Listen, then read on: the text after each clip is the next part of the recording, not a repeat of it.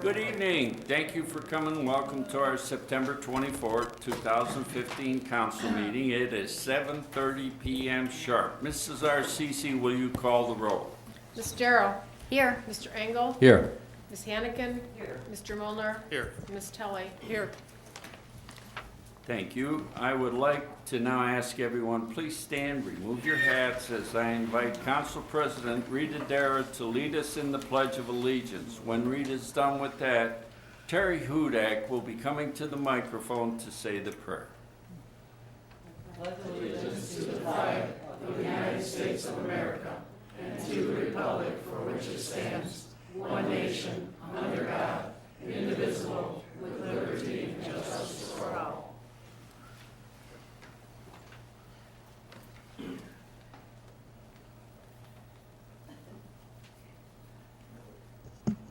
Our Father God, I come to you this evening, thanking you for your Son, Jesus Christ, who died on a cross for each and every one of us in this whole world. And he did leave us some words to live by if we do it. He left us the 10 Commandments, dear God, to live by. And then the Pope this afternoon talked to Congress and to the Senate, and he also stated one other: you do unto others as you have others do unto you. And if everyone who woke up or would wake up every day, if they would say that, and if they would practice that, dear God, one to another, this would be a better world to live in. And again, our Father God, we want to ask the blessing and the comfort bestowed on the family who lost their little baby in Macedonia, dear God. And we also want to ask for the mayor of Macedonia and the council people and the heads of the departments and the firemen and the police who give their lives for the people, to bless them and to bless their families, dear God.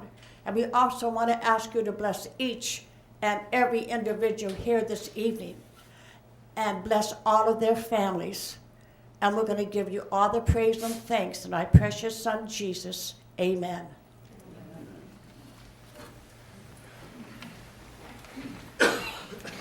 Thank you, Terry.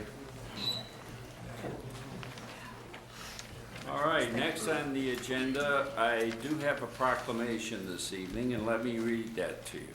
Whereas the United States Congress and the President of the United States have designated the day of the annual National Fallen Firefighters Memorial Service as a day to honor firefighters and emergency service personnel who've sacrificed their lives to save others by lowering the American flag to half-staff. And whereas an average of 100 firefighters courageously make the ultimate sacrifice in the line of duty each year. And whereas the events of September 11, 2001 brought national attention to the duties and the responsibilities and the hazards and sacrifices faced by fire and emergency services personnel on a daily basis. And whereas the National Memorial Service marks the beginning of the annual Fire Prevention Week observance, and whereas it is of major importance that we increase our efforts to reduce deaths, injuries, and the property losses from fire. Now therefore, I, Donald Cookta, Mayor of the City of Macedonia, Ohio, now call upon the citizens of the City of Macedonia and upon all patriotic, civic, and educational organizations to observe the day of October 4th, 2015, in recognition of the patriotic service and dedicated efforts of our fire and emergency services personnel by lowering the American flags on all buildings to half-staff, honoring present, past, and those who, by their faithful and loyal devotion to duties, have rendered invaluable service to our community and its citizens. All right.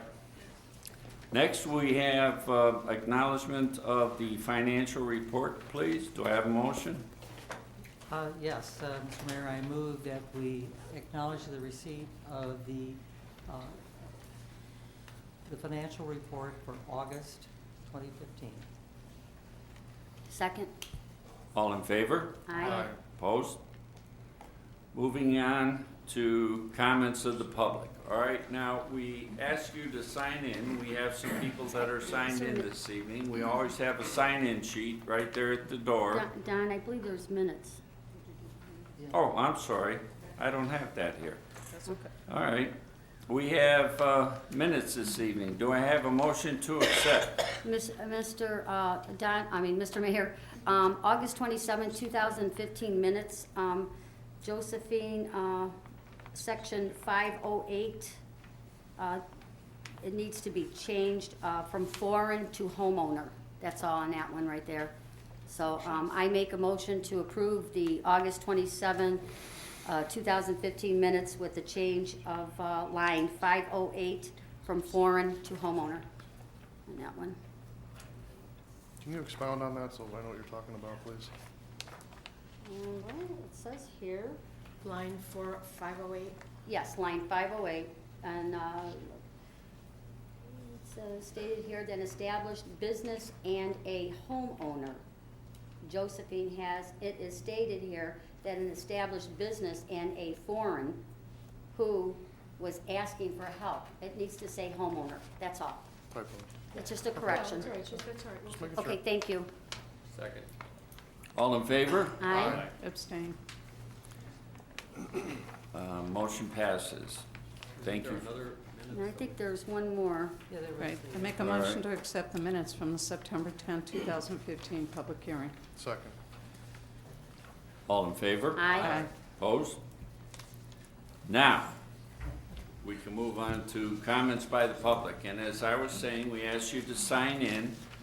Try and limit your comments to 5 minutes, please.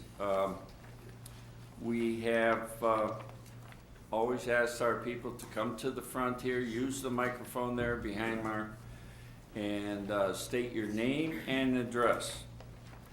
First will be Chuck Laparo. Chuck Laparo, Bradford Drive, also known as the Watchdog. As of 8 o'clock last night, I went around and checked all these political signs in the city. The state has an ordinance on what you have to do on political signs. Macedonia, under ordinance 1179.03F4, states all signs must have a disclaimer on it. That says you must have the name of your treasurer, your address, and your phone number. All the signs except yours, Sylvia, have that on there. So as of 8 o'clock last night, all your signs are in violation of our ordinance. Thank you. Let me just comment, because the state ORC does not require that. There is a Macedonia ordinance, and we were unaware of it. We have gone around to attach the phone number on all the signs. Okay? Moving on. Next on the list is Kevin Bilkey.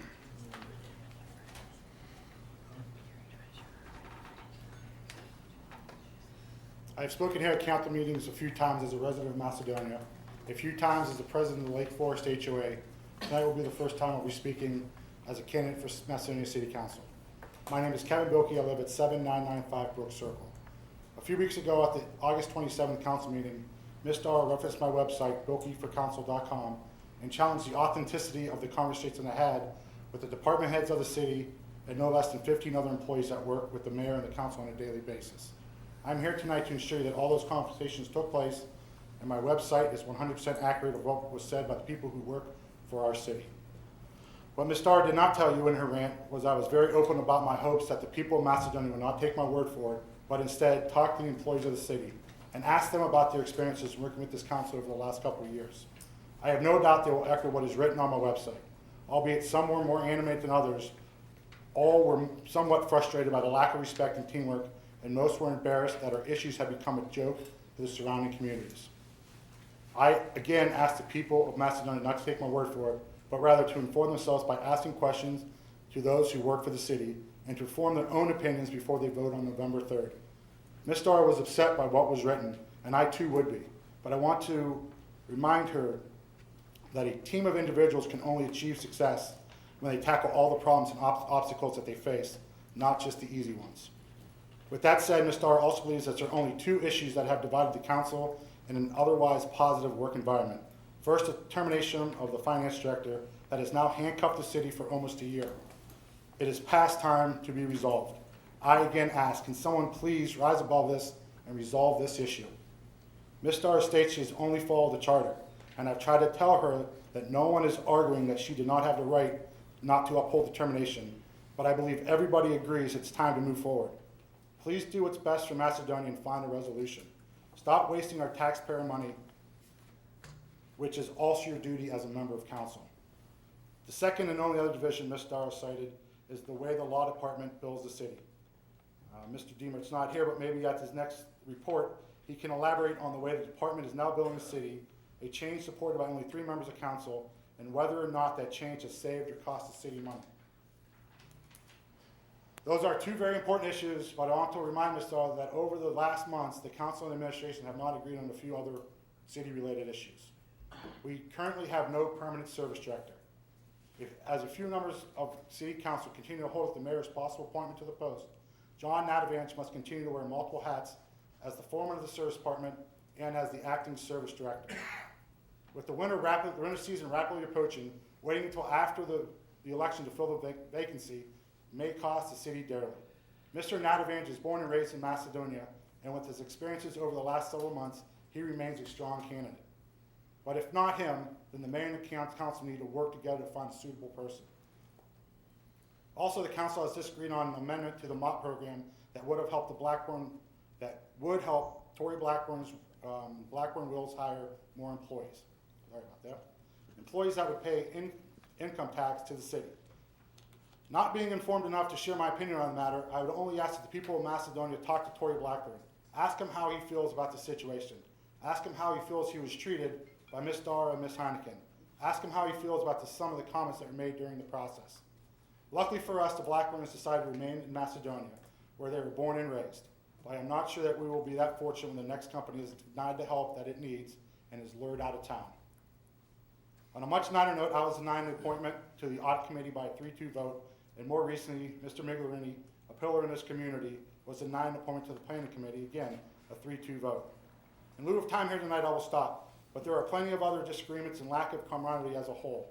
I hope, though, that my point is made to Ms. Starr that there is plenty of dysfunction amongst our city government. I am not here to embarrass anyone, but I want to ensure that us Macedonians are getting the whole story. My candidacy for council is supported and endorsed by 2 members of council, Jan Tolley and Nick Molnar. I am supported and endorsed by Mayor Don Kuchta. I am supported and endorsed by Joe Migliorini, who is running for re-election in November. I am also supported and endorsed by Jim DiGaetano, a man who dedicated many years of service to this community. I am supported and endorsed by Mike Ladd, the Macedonia Building Commissioner. Mike may be putting his livelihood on the line, but feels that this election is important for the city. I am supported and endorsed by Kevin Westbrooks. Mr. Westbrooks and I work together on the Macedonia Redevelopment and Growth Committee.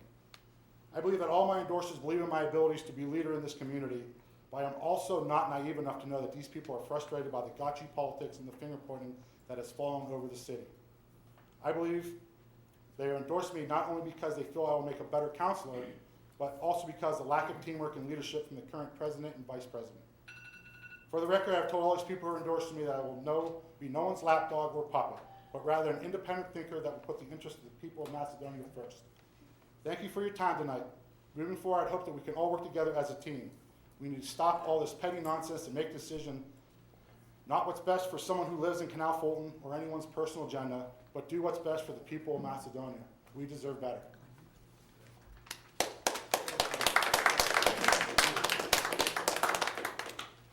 Next on the list is Vinnie Venture. Vinnie?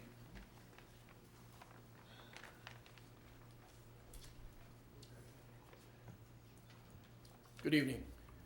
My name is Vinnie Ventura, that's one N, no E. I live at 1479 Bruce Road. Been here for 28 years. I've raised my family here. My children started school here and graduated here. I have 2 issues I'd like to bring up. Number one, before the year ends, before 2015 ends, I would ask also that certain members of council put their personal agendas aside and try to accomplish something before the end of this year. My two main issues right now is that my neighborhood has had some very good street work done over the past 2 years, and I commended the city for finally getting it done. But when you pull into my development, the latest streets that have been resurfaced have nice white edge lines on them.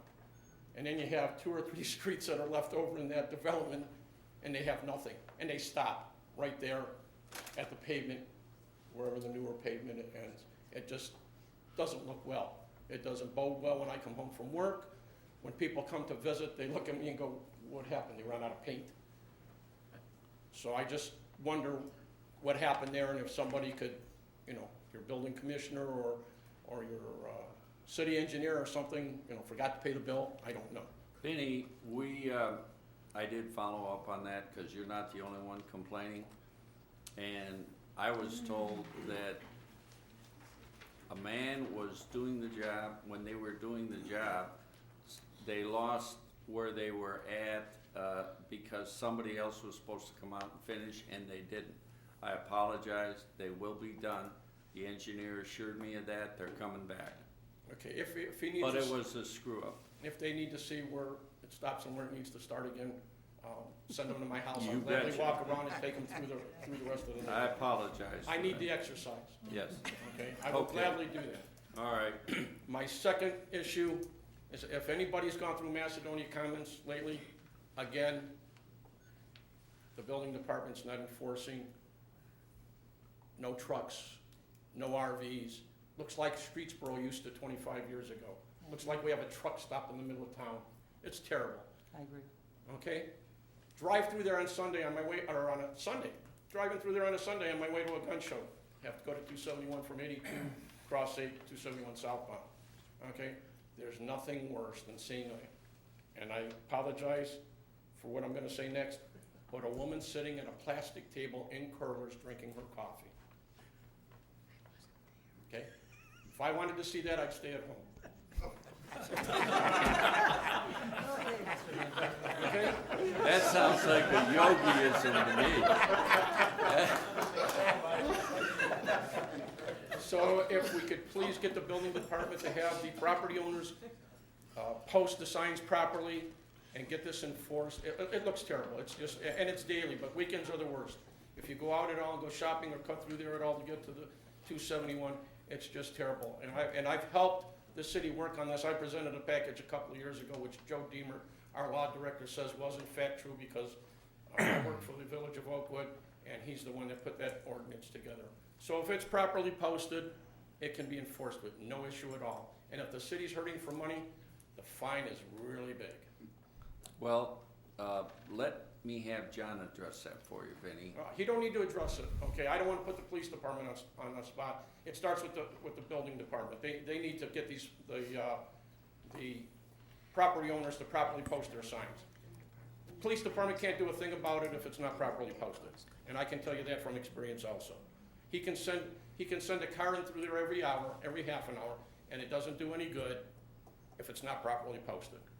Yes, but there's one problem, and that is nationwide. Walmart invites truckers nationwide. It's their policy.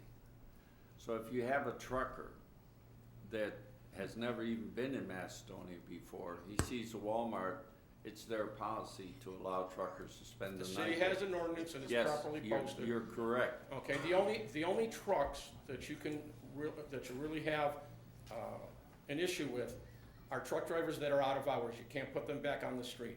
But what you can do is make them park to the rear of those buildings. They don't have to be out front. There don't have to be 6, 8 trucks between Walmart and Kohl's. There don't have to be 3 trucks in front of the theater. And there don't have to be 3 RVs going, parked in front of the upper half by, I don't know, I don't go to all of those stores, but up where Coning's used to be and the sports store and up further. They're not even in the lot of Walmart. Yeah, and that same thing holds true for campers too. So a lot of times they feel they have entitlement.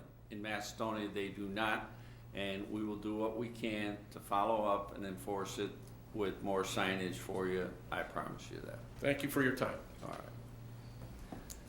Actually, I've heard that complaint constantly from residents myself. That's, what he's talking about is very aggravating to a lot of people. It's just really a mess over there.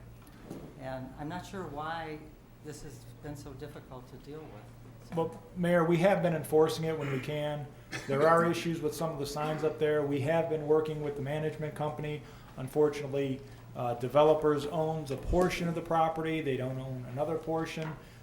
We see truckers bounce from places where there is signage to places where there isn't signage. I got a complaint the other day. A trucker was cited, and he complained that there wasn't enough signs, and how's a fellow supposed to know who's out of town and parking his truck, and Walmart gave him permission and all kinds of things. We're doing what we can. There is some sign issue. We just addressed an issue with the new law that went into effect regarding towing of motor vehicles from private property. I believe developers has the correct signage up there now for that. But there are some issues that we're trying to help out the building department with getting the correct signage in all the locations and resolve this issue. But we have written a bunch of tickets for truckers up there as of lately. Since it's been brought up, we've gone up there, tried to get the correct signage, and tried to enforce it. So we are working on it. Thank you. All right, next is Dan Havlicek.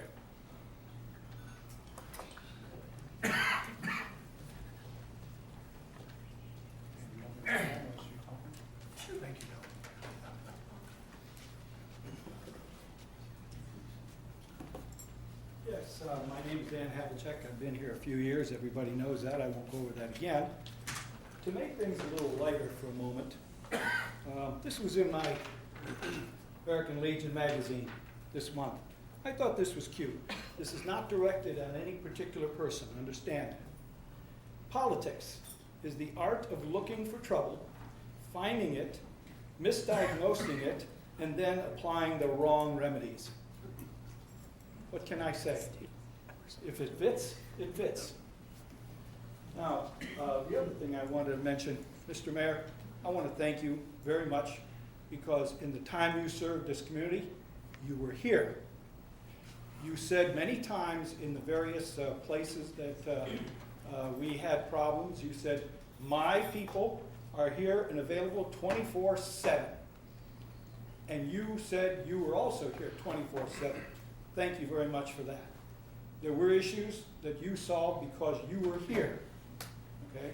I cannot understand how someone can live in Florida for part of the time and still be here and run this city. I'm sorry, I don't see it that way, okay?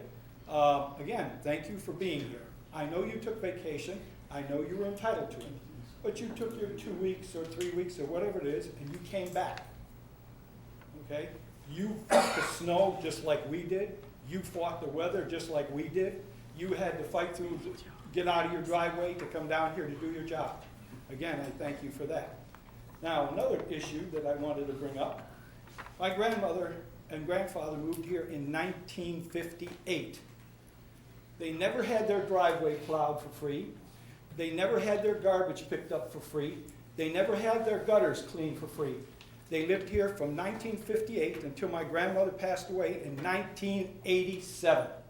And none of that was done for them. And my grandmother was living on Social Security, and so was my grandfather, for the whole time they lived here. My grandfather was getting a grand total of $7 a month from the veterans thing because he served in World War I. A grand total of $7 a month. Yet they made sure their driveway was shoveled, they made sure their garbage was picked up, and they took care of their own gutters. My parents lived here for 45 years, okay? They never had their driveways shoveled by the city. They never had garbage pickup. They never had their gutters cleaned, okay? My father died at 82. My grandmother passed away at 91. So I'm sorry, I can't really say, and by the way, ladies and gentlemen, I was out of work for 5 years from Ford Motor Company. I shoveled my own driveway, and I paid for my rubbish and so on and so forth. So nobody can tell me about, oh, well, you know, they're in bad need. I was making a grand total of $3.35 an hour pumping gas because I had to feed 3 kids and my wife. And I did it because it was what I had to do. So when you talk about people getting these benefits, I'm sorry, my grandparents and my parents didn't get them. And they lived here 45 and 35 years respectively, okay? So my feeling is, if you can't afford to take care of your home for whatever reasons, you're elderly or you're whatever, then the best thing to do is do what this man did and get a reverse mortgage, or move to a condo, or move to what do you call those, apartment building, or something like that. You don't have to take care of those things if you move to those places. But don't hand the bill for your snow plowing and your garbage pickup and your gutter cleaning to people who do theirs themselves. That's not fair. That's like reaching into my pocket and taking money out of my pocket and giving it to somebody else. I agree with charity. My wife and I give to charities many times in many different ways, okay? But that's my own opinion. That's my own right to do that, okay? Nobody's taking money out of my pocket to give to a charity. So I'm sorry, if you're gonna make people pay for somebody else's thing, and by the way, I know of at least 2 supervisors from Ford Motor Company who are on that snow plowing list, and I know what I make as a retired person from Ford, Tool and Die. I know that supervisors made a whole lot more than I did, and yet they're on that snow plowing list. That doesn't seem right to me. Again, my grandmother and grandfather didn't do it, my father and mother didn't do it. So ladies and gentlemen, I think we have a serious problem here. I think it needs to be corrected. I think it needs to be looked at very closely. I think that people who can't afford to stay in their homes have to make choices. And that's the way it is. That would go for me or anybody else. Thank you. All right, next on the list is Roy Metzel. Vinnie? Are we allowed rebuttals? Usually no, because we don't want to turn it into an aggravation. He's expressing his opinions whether we believe or agree or not. I'm just gonna call it progress. Okay. All right, next is Roy Metzel. Roy? I'm Roy Metzel. I live on Smoke Rise Drive in Macedonia. Been here about 35, 36 years. Well, that was a nice history lesson. My grandfather would be 135 years old. Not my great-grandfather, but my grandfather. My dad was the baby of 13. And they didn't have all that wonderful stuff. They had horses. I mean, you know, come on. Who cares? I mean, that's history. History is history. And there's a 25% of the people in Macedonia are seniors. And if you don't take care of your seniors, forget it, you know? These are the people that built Macedonia. They took it from nothing, you know? And right now, I'm 75 years old. Maybe I don't look like it, but I'm 75 years old. I'm like my dad. He lived very old. All of his brothers and sisters, they were in the hundreds. But, you know, you got to take care of those seniors. Those are the people that built everything you have now. And then you talk about Joe Migliorini, and we'll see how he shows up if he wins this election. I don't have anything against Joe. I mean, Joe built a lot of Macedonia. A lot of the stuff you see in Macedonia was built during his term. I mean, you know, everybody's trying to put down everybody else.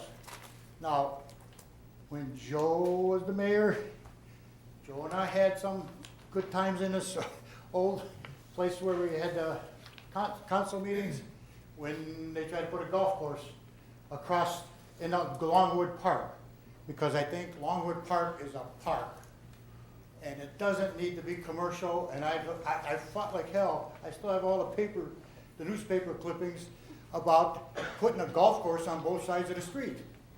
I mean, this was insane. I mean, to me, I mean, it's like, okay, and I used to play golf, you know, but I said, how many people from Macedonia are going to play golf over there, you know? And I couldn't see it. So, you know, hey, I'm going to say what I think, you know? And, you know, I think Joe is a good choice. Now, I don't know if he goes back to Florida, you know, back and forth, as long as he's here, I don't know, you know. But he's been mayor for many years, and he knows how the city runs, and I'm sure he would do a good job. And now, this thing about Joe Deemert, I see there's something on there tonight for the law department to get them paid. I would like to know, would you work for free? If you didn't get paid, Mr. Engel, would you work for free? There's an appropriation that's gonna be passed tonight. Well, it hasn't passed yet. Well, we haven't Well, got what that happened far. all the rest of these weeks? Would you work for free? I don't think any of these council people would work for free.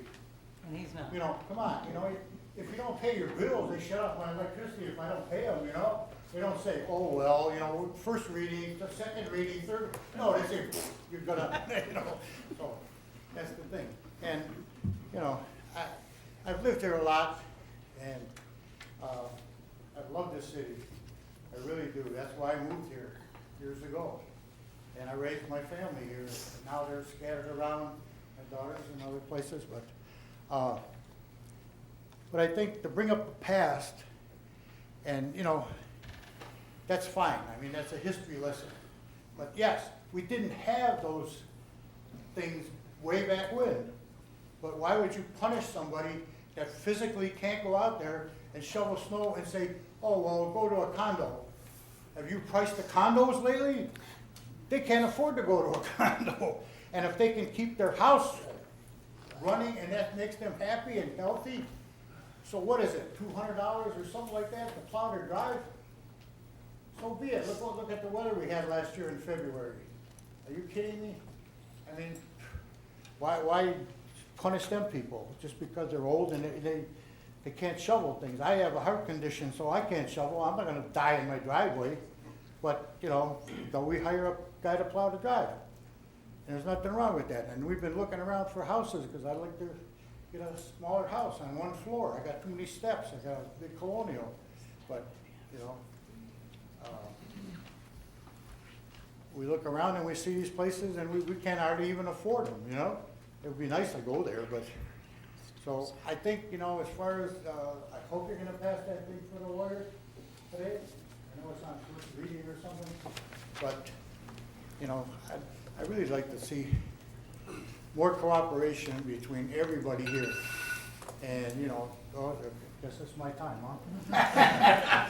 Well, you have your microwave, something in the microwave. You're cooking something back there. Now, I'd just like to say about Longwood Park, that's a big focus on our meeting that we have for future growth. Because I think that could be the biggest thing we got in all of Macedonia. And if we don't highlight it and fix it up and make it pretty, make it nice, it's what, the largest private or city park in the state of Ohio. So we got that gold mine there. We have to fix it up and make it work and get everybody, even the old people can go there, you know? Sit on a park bench, I don't care, you know, but it should be fixed up. So that's all I got to say. Okay, next is George Plow.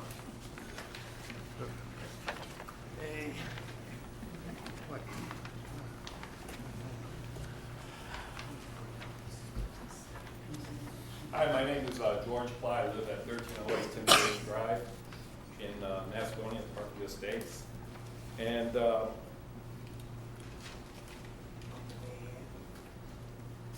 wanted to just, I was a little bit dismayed to see that today, or yesterday, was another lawsuit filed regarding the Scott Schwab matter. That Mr. Schwab filed a case in Suffolk County Common Pleas Court, which was assigned to the Honorable Amy Jones. And it made me look at our city charter to see and question a little bit further what's going on with this matter. And as far as I can tell, this is governed by section 602 and 609 of the city charter. 602 of the city charter says that the director of finance shall serve until removal from the office as provided in section 6.09, herein or upon his written resignation. Section 609 of the city charter states that the director of finance can be removed by the mayor if, and that's the question mark, if a majority of the members elected to council approve of such a removal. Both of these sections are very clear. There's no ambiguity to either section. The director of finance, to the best of my knowledge, has never resigned his position.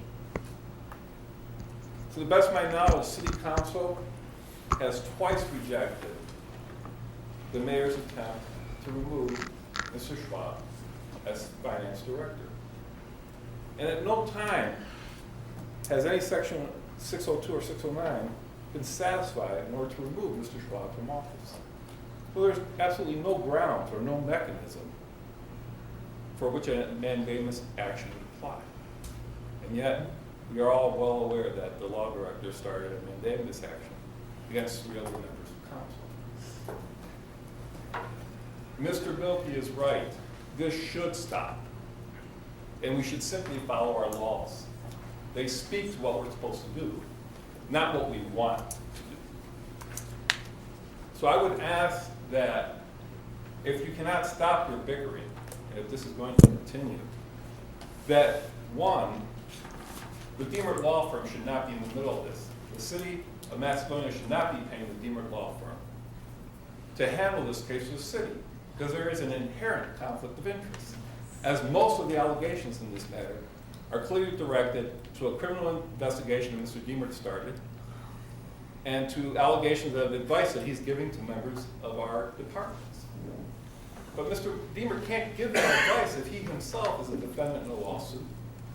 He can't give that advice if the allegations are primarily against him. It is an inherent conflict of interest. So if you can't stop your fighting, you shouldn't pay him to be at the center of this problem.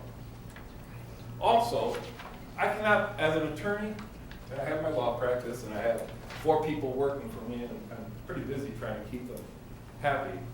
So I wish I could run for council, but I don't have the time. As an attorney, I cannot think of one client that would ever allow me to just give them a blanket retainer statement and say, pay me. All council has done is demanded an itemized billing. Any client would demand that from an attorney. I can't think of anybody in this room that would point blank issue a $10,000 or $15,000 or $20,000 check, for that matter, a $1,000 check to somebody without knowing what it's for. We should be responsible. These are our dollars. Thank you.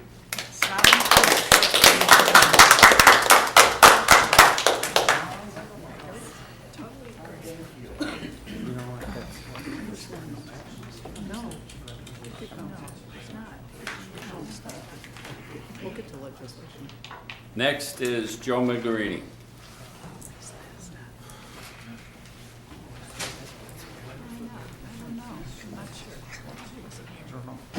Thank you, Mayor and Council. Joe Miglerini. I live at 1182 Mig Court. 38-year resident of Macedonia. By the way, continuous resident of Macedonia. And also, by the way, I'm not in violation of any state law with a dual license. And thank you, John. I see you sitting in the front there, and thank you for getting that as I sent you the information. But I think that the detractors that we have in Macedonia unfortunately didn't succeed in their efforts in trying to get me off the ballot, Sylvia and Rita and your compatriots.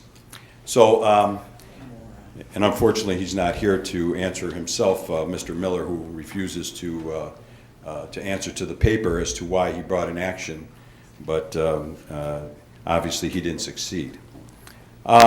One of the items that I want to talk about, I've been walking through the community, and obviously I'm out campaigning, and as I'm walking door to door, I'm finding that we have some residents, unfortunately, they have perhaps a conflict between the 2 residents. And so I have met with 2 residents and trying to work through their problem. And I remember when I was mayor, I had created a mediation, a residential mediation, where the prosecutor would sit down with the 2 homeowners and try to work through their differences. I have since called on Myra and asked her whether or not she would be willing to take on the situation that we have up on Shepherd Road. And she's indicated that she would before the situation gets out of hand. And so I just wanted to say that, Mayor, thank you for continuing that program, because it was a good program, and it's not just there that we have a problem. This isn't the only situation that I've encountered, but I've encountered many situations in the city where two homeowners have some sort of conflict between them, and that they need some help to mediate it. So it's a good program. I think we ought to continue that program and try to help residents out. Additionally, as I walk around the community, you know, you talk to residents and you find that as we all walk this campaign route out there, we find that individuals that may be campaigning, like Rita and Sylvia, they go door to door and they make statements that are perhaps totally reckless and false to residents. And so I'm going to put both you, Rita, and you, Sylvia, on notice right now that both of you have made statements. You, Rita, have made a statement to a resident that was totally reckless, false, and I have an affidavit coming. And I'm going to tell you better go see your attorney, because I'm going to put a defamation of character upon you, because you're not going to go through this community and say things that are untrue. If you want to deal with the facts, then we deal with the facts. I know that you guys are getting desperate up there, very desperate in this election. And you probably are trying to figure out ways to attack Joe Miglerini. It's not going to work. And don't look like that, Sylvia, because... This is so ridiculous, Joe. Do we need to have Sylvia, a... this is my time to speak, and you can speak at whatever time you're allowed to speak. Well, just let me say this. Sylvia, No. Sylvia, this is my time to speak. Joe, Sylvia, sit back. you're threatening us, Joe. I'm not threatening Yes, you. you are. I'm giving you a fact. No, I am sir. telling you a fact. And you have been going to houses with my signs and asking people why they have my sign in their yard. You personally. Listen, So we don't get into an argument. I'm gonna say that I have time to speak here, and then you can speak and say what you want, Sylvia. My point is this, Sylvia, you published today out on the website something that occurred when I was mayor, and your supporters had put an allegation against me about something that happened in my subdivision when I was the mayor about a planning issue. But you said that I left the city under corruption. No, I did not. Yes, you did. It's in your, No. it's on your Facebook. So I'm going to tell you something, Sylvia. That borders on defamation, because you have no fact of any corruption that occurred. I left here in 2001 to become the director of development of this county. Why would you think that the county executive would want to take me down to Summit County to oversee this entire county as the director of development? Because I was corrupt? Is that it, Sylvia? Come on, tell me, Sylvia, Well, what's the story? you don't want me to talk, so... I don't want you to talk. You're right, I don't want you to talk, because So when you you're- talk, you don't make sense, so I don't want you to talk. Time's up. No, who said my time is up? The lady that keeps talking, so I can't hear what you're saying. Well, That's okay. That's who keeps talking. thank you.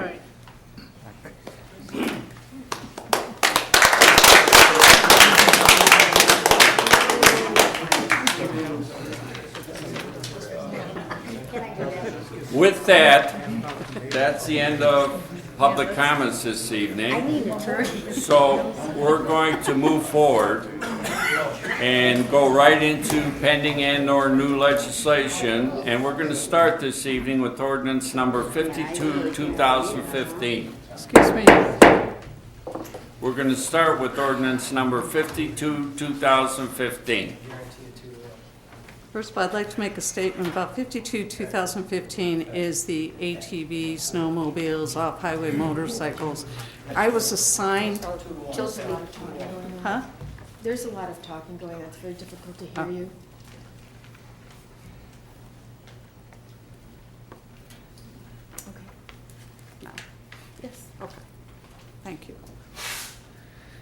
Ordinance number 52, 2015 is still being under review and revision. I am not the sponsor of this, nor am I the author of this. I was assigned it by President Darrow. She assigns who gets to present legislation. So I want to clear up that if there's any confusion, because people keep coming to me, and I didn't write this, I didn't think of it, I didn't ask for it. It actually came from elsewhere. With that being said, I would offer that we hold ordinance number 52, 2015 at its second reading, because it's not ready yet. Second? No, I don't think we need it. Okay. I will read it, just so everyone knows what we're talking about here. An ordinance amending section 37503 of the codified ordinances relating to snowmobiles, off-highway motorcycles, and all-purpose vehicles. Just as a follow-up on this, we do have a committee. The committee did meet, and we are, you talk about mediation. You have people that are for ATVs and people that are completely against ATVs. And if you can come out of that group with some kind of law that will allow you to use ATVs but not abuse them, I think we've accomplished quite a feat. So that information, making it that way to satisfy that committee, will be forthcoming at our next council meeting, Mark, and we'll be following up with you as to how to change it, okay? Moving on to ordinance number 97-2015. Mr. Mayor, I'd like to hold ordinance 97, 2015 at second reading. Based upon discussions in the work session, there are some continuing discussions and continuing changes and tweaks that we're in the process of working out, and hopefully that will be resolved by next council meeting. Give me a second, do you? No. You should. Still I like okay. it. I like it. I like when they second. It's not gonna hurt. Not gonna hurt. I will read it. Okay. An ordinance completely repealing existing ordinance, section 117119 of the codified ordinances, donation boxes prohibited, and adopting new ordinance 117119, which regulates donation boxes and creates a permitting process. All right, next is ordinance number 99, 2015.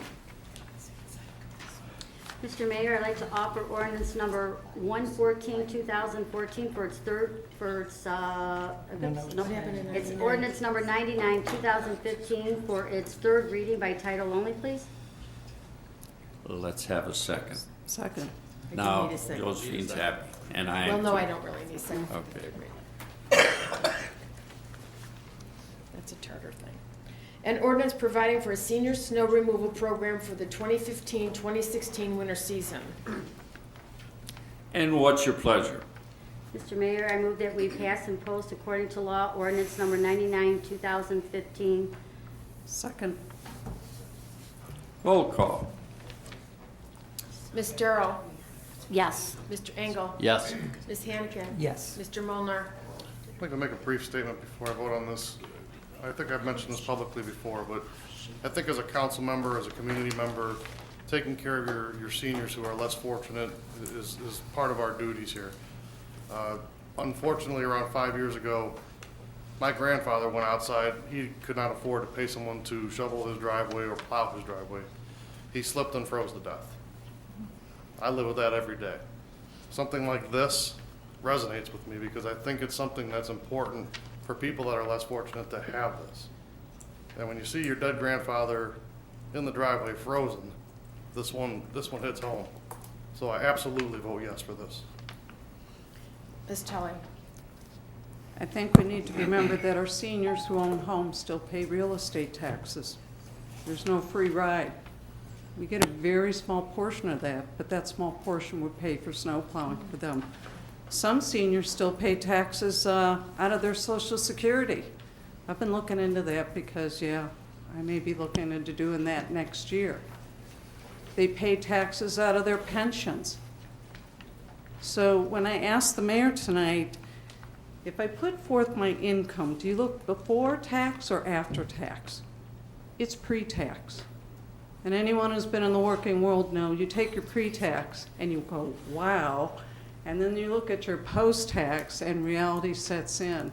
How can we not help take care of our seniors? How can we say, we didn't do it before, let's not do it now?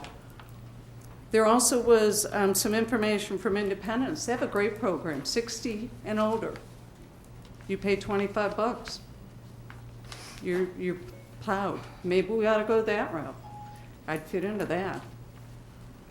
I think it's absolutely incumbent upon us to take care of our seniors. I vote yes. All right. Next is ordinance number 114, 2015. Mr. Mayor, I'd like to offer ordinance number 114, 2015 for its or second and third reading by title only. Second. All in favor? Aye. Opposed? An ordinance appropriating a transfer from the general funds to the law department to meet the obligations for the balance of 2015. And what's your pleasure? Mr. Mayor, I'm going to offer an amendment to the ordinance 114, 2015 to remove the line 101, 150, 5340 and to change 101, 150, 5345, which is litigation, to $15,000. Second? All in favor? Aye. Opposed? Yes. Roll call. Ms. Darrow? Yes. Mr. Engel? Yes. Ms. Hannigan? Yes. Mr. Mulner? Yes. Ms. Tully? This type of budget has us so hog-tied, it makes me crazy.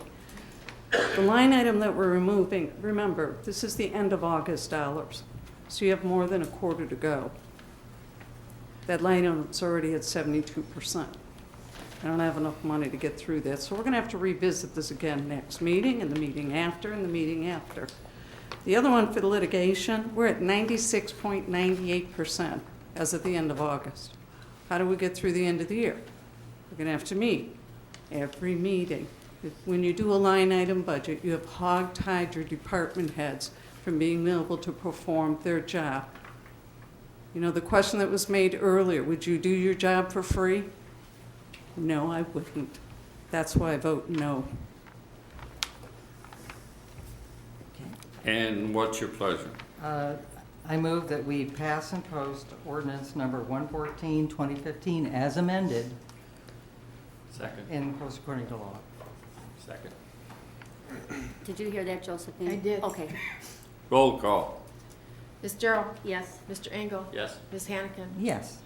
Mr. Mulner? Yes. Ms. Tully? No. Moving on, resolution number 118, 2015. Mr. Mayor, I'd like to offer resolution 118, 2015 for first reading only. A resolution confirming the appointment of Jim Predovic to the Planning Commission to fill a recent vacancy of a term ending July 3rd, 2020. Moving on, ordinance number 119, 2015. Mr. Mayor, I'd like to offer ordinance number 119, 2015 for its first reading by title only.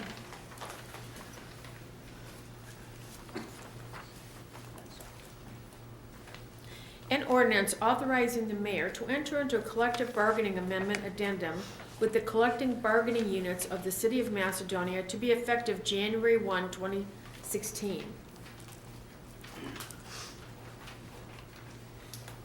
And what's your pleasure? No, Oops, I'm sorry. Is there just one? Yep. Moving to number 120, 2015. Mayor, I offer ordinance 120, 2015 for its first, second, and third reading by title only. Second. All in favor? Aye. Opposed? An ordinance authorizing a transfer of funds from the general funds to account 250, 250, 5342 for the payment of 2015 August TIF settlement. And what's your pleasure? I move that we pass and post according to law ordinance 120, 2015. Second. Roll call. Ms. Darrow? Yes. Mr. Engel? Yes. Ms. Hannigan? Yes. Mr. Molnar. Yes. Ms. Tully? Yes. Moving on, ordinance number 121, 2015. Mr. Mayor, I'd like to offer ordinance number 121, 2015 for its first, second, and third reading by title only, please. Do I have a second? Second. All in favor? Aye. Opposed? An ordinance appropriating a transfer of funds from the general funds to the service department accounts for service workers overtime for upcoming leave collection season. And what's your pleasure? Mr. Mayor, I move that we pass and post according to law ordinance number 121, 2015. Second. Roll call. Ms. Darrow? Yes. Mr. Engel? Yes. Ms. Hannigan? Yes. Mr. Molnar. Yes. Ms. Tully? Yes. Moving on, ordinance number 122, 2015. Mr. Mayor, I'd like to offer ordinance number 122, 2015 for its first, second, and third reading by title only, please. Second. All in favor? Aye. Opposed? An ordinance appropriating a transfer of funds from the general fund to service department for the purchase of road materials for pothole repairs for the remainder of 2015. And what's your pleasure? I move that we pass and post according to law ordinance number 122, 2015, please. Second. Roll call. Ms. Darrow? Yes. Mr. Engel? Yes. Ms. Hannigan? Yes. Mr. Molnar. Yes. Ms. Tully? Well, what do we hear about all the time are potholes. Mr. Nanavich and I have spoken quite a bit about potholes. And we've talked about, I run the B streets, okay, I walk very fast, I guess is what we could say. What do we see? Potholes. What do we see? Everywhere, potholes. This is again a line item budget where we are right now spent 99% of the money in it. So we're only putting in $3,000 for the rest of the year. I don't think that's gonna get us to the end of the year for the potholes because there's a couple over in the development that need to be cared for that weren't cared for when the road was done. But I wholeheartedly say yes, and we will be revisiting this line item again. Ordinance number 123, 2015. I offer ordinance 123, 2015 for its first, second, and third reading by title only. Second. All in favor? Aye. Opposed? An ordinance authorizing a transfer of funds from the general fund to account 101-120-5575 for the city computer maintenance. And what's your pleasure? I move that we pass and post according to law ordinance 123, 2015. Second. Roll call. Ms. Darrow? Yes. Mr. Engel? Yes. Ms. Hannigan? Yes. Mr. Molnar. Yes. Ms. Tully? Yes. All right, that does it as far as legislation, but do we have any motion or other legislative actions this evening? Hearing none, we'll move on to correspondence from the clerk. I have none, sir.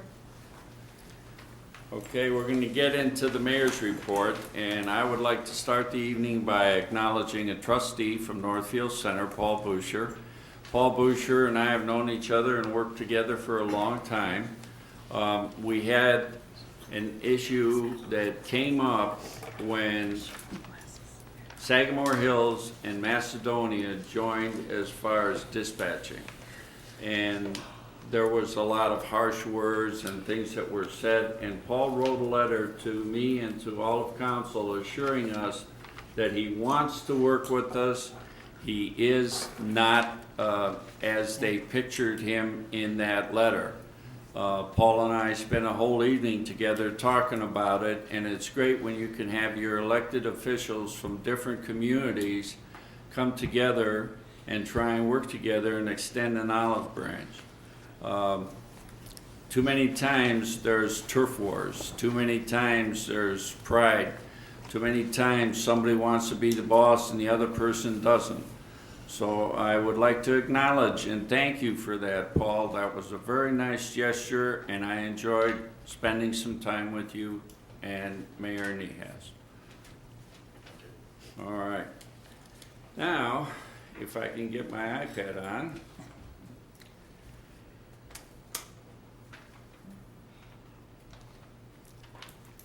Amazing, isn't it?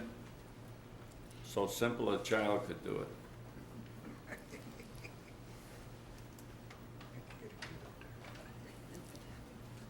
So, do anybody else have iPads and have this kind of problems? Hey, there it goes.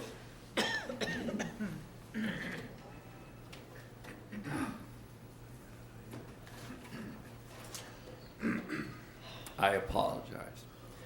Next week will be the first week of fall, full week, and there will be orange leaves on some trees and more orange barrels on our streets. This coming week, we will see the southbound ramp from I-271 to Route 82 closed. We will also see Ledge Road closed for the railroad to rehab the bridge. We are waiting for the Army Corps of Engineers and Summit County DOS to give a go-ahead for us to fix Shepherd Hills / Sioux Culvert.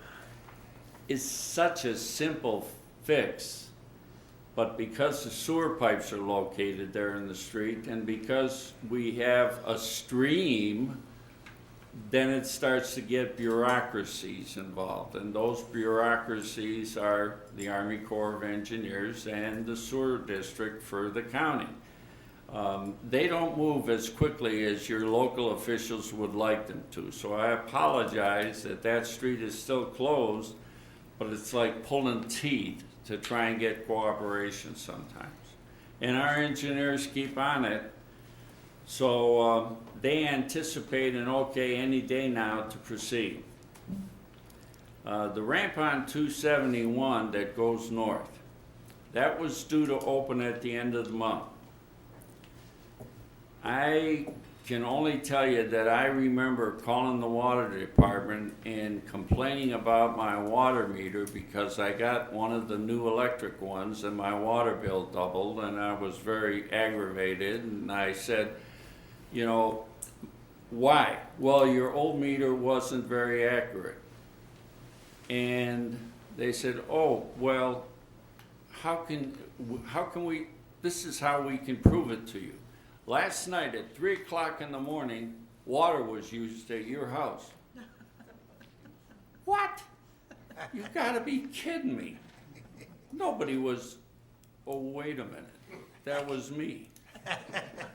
All right, so you hear that, and they cannot finish our ramp because whatever copious means, copious amounts of water from a leaking valve flooded that area so bad that it delayed the project 2 whole weeks. So we're looking for opening of the ramp on August 12th, and that's the reason why. Again, another bureaucracy, Cleveland Water. Remember that all of these projects that are going on are ODOT, not city projects. The city's job is to get the ball rolling by getting funding, engineering. Then when you actually go to start doing the digging and moving the dirt, ODOT takes over completely. So if you have any questions or concerns, the ODOT information number to call is 330-786-2209. 330-786-2209. That's their information number. You can call, you can complain, you can call, ask questions, and they will take care of you. Remember, just eventually, just as there was orange leaves on the tree, and then soon there's green, those orange barrels are gonna bring green. Your city is run by city income tax that funds your city's services. So the more we have good accessibility to our shopping, to our businesses, to our houses, your property values are gonna go up, and you're gonna have more city income tax to pay for your city services. And that concludes my report for this evening. Mr. Mayor, could I ask, I've had some feedback that the information to the businesses to let them know close downs and startups is a little spotty. Do we have a regular program somehow of, either sending them specific information? The businesses along 82 and on Freeway Drive, I know have been tremendously impacted and are going to be impacted even more. Because frankly, when they close that ramp, they're going to, those fast food restaurants over there, that kind of thing, are going to be impacted. I'm just wondering, have we got a way that we're specifically contacting them, or have we just been having them look at the newspaper? What's been going on? In 1997, Route 82 was closed in front of my business for a year. And I called the city, I asked, I couldn't really find out much because it is all controlled by ODOT. They would replace pipes in front of my business, shut down my driveways for 2 weeks at a time, and then come back and take the new pipes that they put in and move them 5 feet over. It's terrible, Sylvia. I feel really, really bad for these people because I've experienced it. 330 number that I gave you for ODOT is the only thing that I ever had, and that's what you have to do. You have to keep on them. Call them.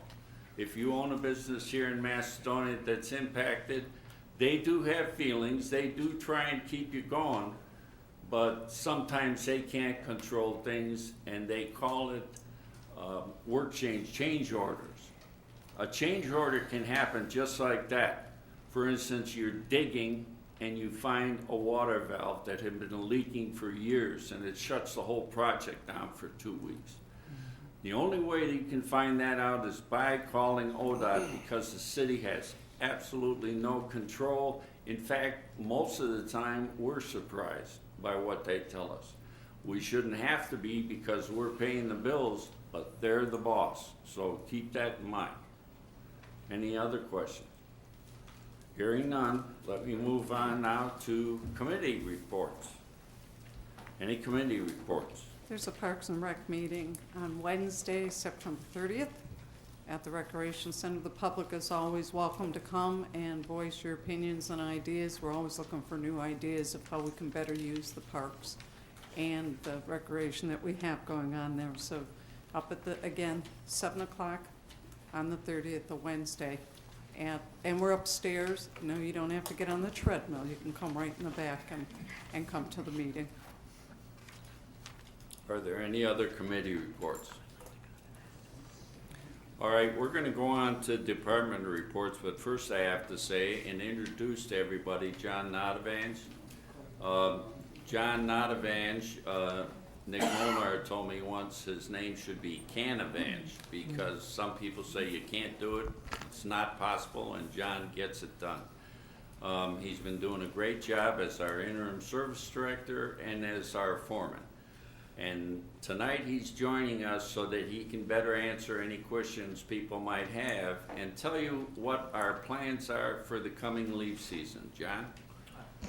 Thank you, Mayor, Council. Good evening, everybody. Leaf season is going to be here tentatively October 19th is our planned date to start. Judging on when the leaves fall, we will have 2 crews out to start, so please get your leaves out there as often as you can. We will be making a minimum of 3 rounds, okay? On the messenger, we'll have details of how the leaves should be put out there, not around hydrants, street signs, your mailboxes. Because we have automated arms, these can damage your mailboxes. So if you have them around there we damage, we're not gonna replace your mailbox if you put them there, so please keep them away. 10 feet away from all obstructions if possible.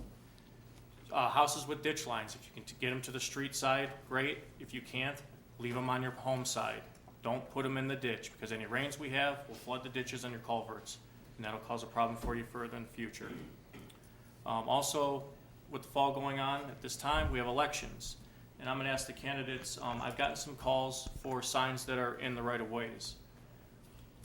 If any of you have committee helpers that can go around to look, to do us the favor of, instead of me pulling somebody off of a crew, off task to go remove these signs, if you can take someone around, have them go take a look, make sure they're within the easement right-of-ways. Generally for non-curb streets, utility poles are like on the markers, on curb streets, on the other side of the sidewalks are proper locations. Some are near the streets, they need to be moved. So if you could do that, just take a look around, or I'm gonna have to send somebody out to do it, and that means something else is not getting done from the busy schedule that we have already. Moving on to our service department, we are still doing infrastructure stormwater improvements. We're replacing catch basins, road culverts, and doing ditch redefining for properties. The catch basins that we're focusing on and culverts right now are terribly failing. We're doing these in an order of importance as far as hazard and safety. We're gonna continue to do this as long as weather allows. This is why we're starting with 2 leaf machines in October. Normally we'd have 3. If we have good weather, we're gonna take advantage of this and try and get as many done as we can. It's been a couple of years since we've even attempted any catch basins. Currently we're at 7 completed right now and 9 crossovers. Our mechanics, as you may have seen in the local paper, our fleet was in disarray. Our 2 mechanics have been working very hard getting our trucks up and running. We are currently up to 4 trucks right now. 2 more will be ready within the next 2 weeks. With the addition of our 2 new trucks that council passed, thank you, by the way, we will be back up at 8, and then we'll have 2 more trucks that they'll take a couple of weeks for repairs, but we will have a full fleet back again in time for winter. Moving on to our parks, our Veterans Memorial Park. The gazebo is completed. In case anyone has not noticed, it has gone through a complete rehab. Cultured stone on the bottom this time, and we have a dedicated plate on the bottom that reads, "Built and donated by Eugene C. Peck, 1928." The mayor, Josephine, and Diana found the records when the property was donated to the city, so we wanted to display that on the gazebo. We have multiple lights for the gazebo. If you notice at night, it's blue most of the time. We attempted a green on last Friday. We failed because we thought it was a home game. Didn't look at the schedule close enough. So obviously they went to Hudson, they didn't get to see it. But we have color changes to go with the holidays and for the sporting events for the school, so keep an eye out on that. We are gonna be tinkering around with it as time goes on. Sugar Bush Park. The final stage right now is we installed handicap parking with concrete. Next thing to address there is the restoration work that we're getting quotes on right now to finish for grass. And then for the roadway, we will have to do something with that in the future. And after that park will be completed. And then we are starting our Safety Forces Memorial Park at the corner of Park and 82. We started laying out some pins right now to mark out a pervious concrete walkway. That is concrete that will absorb water because it is a rain garden park and is going to be displayed for our safety forces, police and fire. That is entailed with a grant that we received that we are working with that right now, and we're just starting with the walkway right now and a border of shrubbery to block off the house next to it. And that's all I have. We're very busy, we're getting things done, but one step at a time. Good job. Thank you. All right, Angela. Thank you, Mayor. Good evening. The Recreation Department just completed its annual facility maintenance last week. We were closed for the week. We closed 1 week out of the year to conduct all of the major projects that need to be taken care of during the year. This year, we used our capital money and put it towards a lot of improvements and repairs. I wanted to go over a list of a few of the major items that were completed this year. We were able to replace carpet, paint areas, strip and re-wax all of the tile floors. We were able to add cardio pieces of equipment to our second floor cardio area. We empty and drain all of the pools, completely clean all of the pools, take all of our pumps and motors out and send them out for servicing annually. Then we refill the pools so they're nice and clean when everybody comes back. One of our major projects this year, we completely gutted our entire steam room, and that includes tile on all of the walls, benches, floor. That is to be open hopefully by tomorrow. That is a little bit longer than a 1-week project. That's a pretty big undertaking. But that is going to be a completely top to bottom brand new steam room for our patrons. So we're very, very excited about that. So we absolutely did a lot of items this year, and it's not a week off for us. There's 6 full-time people there who do work during that week and have a lot of contractors come in and out. So we take that time and make the most of it to be able to give everybody the best facility that we can. So we are currently accepting registrations for vendors for our annual holiday craft show that is coming up. And I know it sounds crazy to talk about the holidays, but it is going to be on November 14th at Lee Eaton again. That'll be from 9 to 2. So vendors are now planning their holiday season and their weekends of where they're going to set up booths, and we want to make sure that we get that date out there. We also, as a Parks and Recreation Committee and also as a Recreation Department, have been working on a community survey for quite a long time. We are going to launch that. We will be publicizing a link so that you can go online and take the survey. We want to hear from residents. We want to hear from patrons of the Recreation Center what they want to see in this community, what they want the future to hold, what kind of growth they'd like to see, what kind of modifications and amenities are important to everybody in this community. We do have a tax that's going to be expiring that supports the Recreation Center, and we'd like to see what is most important to people in this community and what they'd like to see if we extended that tax or went to the community for that reason. So be looking for that. We will be highly publicizing that. We'll have a link on our website, and we'll get that out to everyone in the best ways that we can. And that's all I have tonight, Mayor. Great. Angela, could I ask, you have a new marketing director. How is that working, and what is she involved in? Who is she? She started, I believe it was mid-July, so she's been there for several months now. And she has been absolutely wonderful. Everything's been working out. She was absolutely 110% the right candidate. So I thank council for passing that and allowing her to come be part of our team. And she got thrown right to the fire at her last Parks meeting, and she was a great addition to the meeting. You know, has some good ideas and fit right in, well accepted. You know, sometimes you're tentative when you're the new person at the table, but she knows her stuff, which was a good thing to have at the table. Yes. I would just like to thank you for all the work that was done to make our rec center shine. People think that we pay people to be on vacation and your people were there working like the Dickens to make that place as good as it is. Thank you very much for that outstanding service and working towards making it better. My pleasure. All right, John? The only thing I want to add to the service director's comments is don't put your leaves in the street. You know, we see that. We see that frequently, and people are afraid their grass is going to die or whatever. Don't push them in the street. That's a problem. All right. Mark? No report, Mayor. All right, do we have any new business? Can I just make one comment? Yesterday at Walmart was a tragedy. But I think, and it may seem inappropriate, but I'd like to thank our police department, our fire department, and our emergency squad. You know, they were always there for my parents, but when you get to be older, you kind of expect that you're gonna maybe be visiting, you know, Ralph on Navajo. But you don't expect what you encountered yesterday. And Yakupovich was a class act on the TV. Your squad acted with professionalism, but with compassion.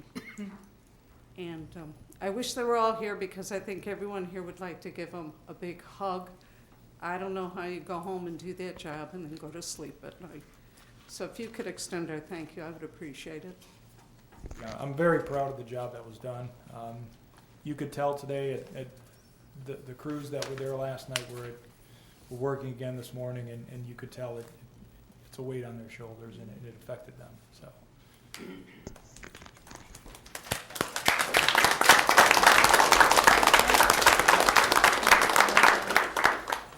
Is there any other unfinished business? Yes, Mr. Mayor, I move, oh, no. Oh, go on.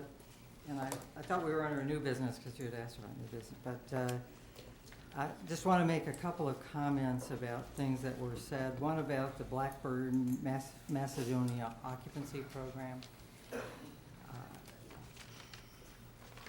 I think Mr. Blackburn was treated with a great deal of respect. We went out to his place, we looked over his facility, and we also looked over the facility that he owns. He owns 2 buildings in Macedonia, one of which they wanted to move from, another one that had another occupant in that they wanted to move into. And the occupancy program that was being asked for was $132,000 over 6 years for adding 4 to 5 jobs. And that wasn't consistent with the occupancy legislation that we had. We did modify it, but as this is purely my opinion, but $132,000 for 5 jobs over 6 years would just basically drain our treasury for a minimal kind of contribution to our income taxes. In other words, it would be a deficit that's very large. So the reason that we did not particularly pass that program was nothing to do with Mr. Blackburn, who was very, very intelligent and a fine person, and I don't have any problem with him. It just wasn't in the interest of Macedonia residents. And we were always extremely polite and very, very professional with him. One other issue that has come up, and it relates to people saying that we're not working together. If you even look at the agenda tonight, we've worked together all the way through this. There isn't 92% of the time we're agreeing pretty much unanimously, and that's been true for 2 years. So it is simply untrue to say that. It is just because people like to attack. What we're trying to do is work together. Sometimes we don't agree. That's the way life is in the big city.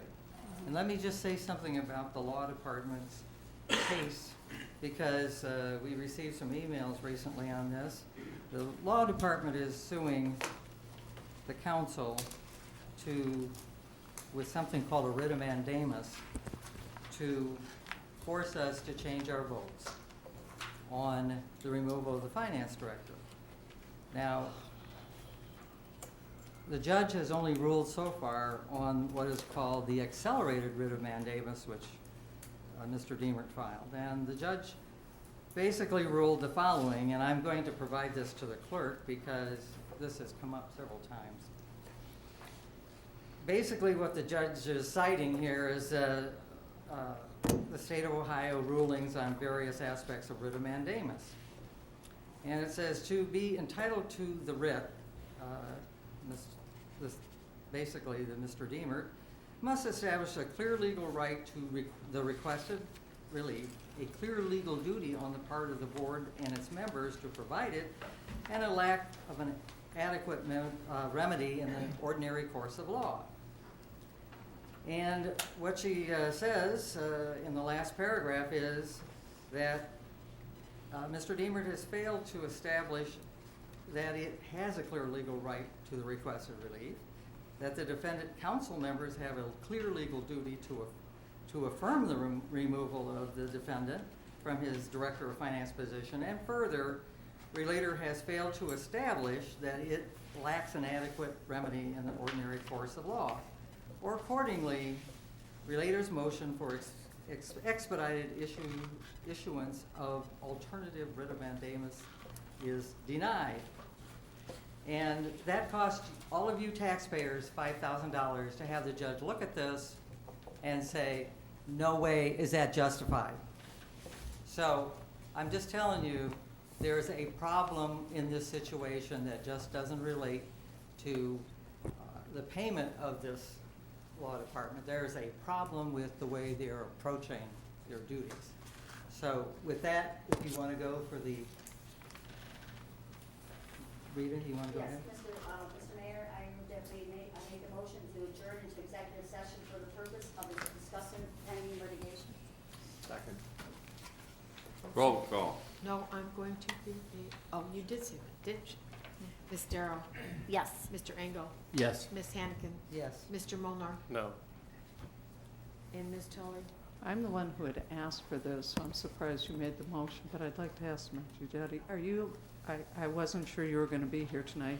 Are you prepared to give us what I had requested? Yeah, we can go through it. I mean, I'm not sure how much detail you want to go into, but I Okay. can provide as much specifics, I think, as. All right, thank you. Then I vote yes. All right, folks, basically, this is the end of our meeting tonight, because we're going to go into executive session. When we come out, we will only adjourn. Thank you very much for coming. We appreciate all your participation. It's a lot. Hey, John, I'm Kevin Bilton. I emailed you a few times, I don't think I remember. So how you